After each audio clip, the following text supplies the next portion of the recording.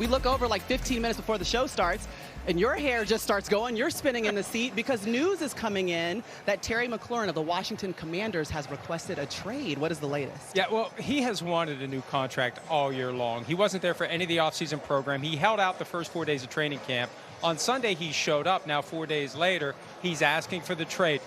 I don't know what the team is going to do. I don't know that they know what they're going to do. Obviously, this could be the thing that kick-starts the final discussions, but he is due to make $15 million. The market is more than twice that amount now, so they need to do something or he's not going to be happy, and he's clearly not happy. Yeah, but we know he's good. He's been a Pro Bowler in 2 of the last 3 seasons, been a 1,000-yard receiver for the last 5 seasons. And speaking of contract talks, let's talk about Dallas and Micah Parsons. And the latest there, as we thought maybe this offseason they would come to negotiation and agreement, and we have not seen it yet throughout camp. He made his debut 4 years ago on this field as a rookie, played a whole quarter, and now here we are. He is overdue to be the highest paid defensive player in football.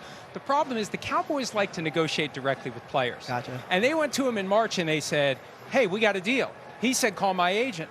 They still have not called his agent. They've talked to his agent about other players, about other things. They have yet to call his agent and engage him with Micah. So until that happens, he's at $24 million this year. The magic number is 41, and we just wait to see if the phone is going to ring and they're going to call his agent to try to get this done. Yeah, and he's come to camp. He's just limited himself. He hasn't practiced. Right. He's not, and that's the smart play. Until you get your security, that's the smart thing. This year, the Pro Football Hall of Fame is featuring a character exhibit which celebrates the values learned through playing football. Now, among those featured is former Cardinals defensive back Pat Tillman, who died while serving in Afghanistan. And also former Chiefs running back Joe Delaney.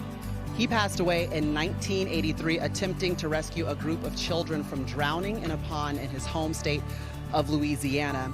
And we're bringing back in Mike Florio because this story most certainly touched you, and you always work to promote and make sure that the legacy of Joe Delaney lives on. Describe the impact that it's had on you. And I remember reading about Joe Delaney's death the day after it happened in the newspaper in 1983. He was 24 years old. He had played 2 seasons in the NFL, and he had an impact. He could have ended up with a bronze bust in Canton. 3 young children of his own, 3 boys that he did not know from Adam. They were drowning, and he said, I have to try to save them. And he gave his life, the ultimate sacrifice. It's great that the Hall of Fame is remembering him because we tell the story every year, and I hear from people who had never heard about Joe Delaney. So every year we will tell his story. Yeah, Joe Delaney, just 24 years old. He left behind a wife. He also had 3 daughters. And there is the Delaney 37 Foundation, which was created to extend Joe's legacy. It promotes leadership development and also water safety. Hi, I'm Mike Tirico, and thanks for watching. Make sure to hit subscribe for the latest news and highlights from NBC Sports.